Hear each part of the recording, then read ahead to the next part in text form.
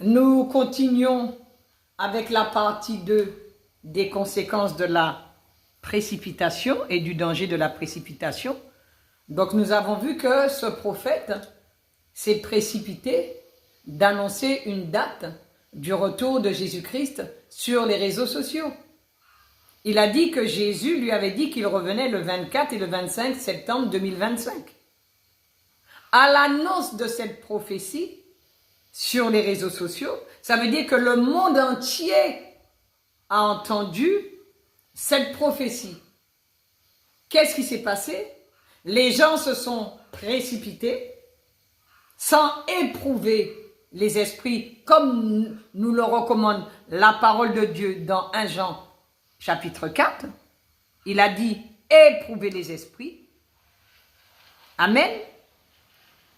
Qu'est-ce qui s'est passé? Les gens ont donné leur voiture, les gens ont donné leurs meubles, ils ont donné leur maison, ils ont donné leur argent, ils ont donné tout ce qu'ils possédaient parce que pour eux, leur sauveur vient les chercher le 24 et le 25 septembre 2025. Sauf que Jésus n'est pas venu ni le 24 ni le 25 septembre 2025. Le Seigneur nous a donné des signes dans la Bible. Il nous a dit d'être attentifs et d'observer les signes. Mais il ne nous a pas donné de date. Donc nous ne pouvons pas donner de date à la population. Nous savons qu'il reviendra, mais nous ne savons pas quand. Amen. Donc voilà les conséquences et le danger de la précipitation. Ce prophète n'aurait pas dû annoncer quelque chose comme ça sans avoir d'abord prié pour demander au Seigneur si réellement ça venait de lui. Amen.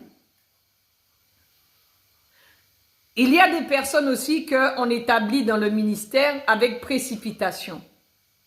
Alors que les personnes ne sont pas prêtes, les personnes ne sont pas délivrées, certains ne sont pas guéris, certains ont des problèmes et c'est par la suite qu'on se rend compte que ces personnes-là avaient des problèmes et qu'il ne fallait pas les établir dans le ministère avec précipitation parce qu'ils font des dégâts dans la vie des gens. Nous le voyons tous les jours. Tous les jours, nous constatons qu'il y a des dégâts dans le corps de Christ parce qu'on établit les gens avec précipitation et que nous n'éprouvons pas les esprits. Amen. La précipitation est un danger. Dieu qui est Dieu ne se précipite pas. Puisque la Bible dit Dieu est lent à la colère. Amen.